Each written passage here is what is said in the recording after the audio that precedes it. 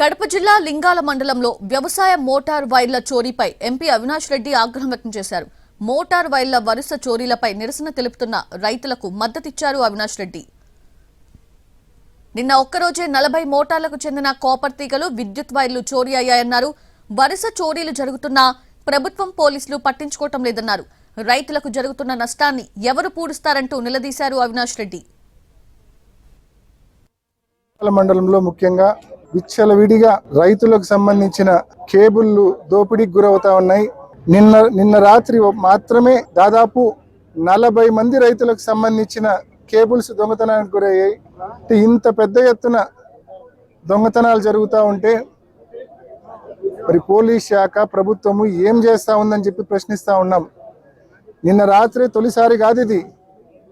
గడిచిన కొన్ని మాసాలుగా పెద్ద ఎత్తున ఈ కేబుల్ దొంగతనాలు జరుగుతాయి. మరి ఎవరు ఆ నష్టాన్ని పూడుస్తారు? మరి తప్పకుండా రైతులు ఏదైతే నష్టపోయారో ఆ రైతులకు జరిగిన నష్టాన్ని మరి రికవర్ చేసే విషయంలో తప్పకుండా పోలీస్ శాఖ పూర్తి స్థాయిలో శ్రద్ధ వహించమని ఇదే సమస్యను ఎస్పీ గారి దృష్టికి కూడా ఇప్పుడే తీసుకెళ్ళాం.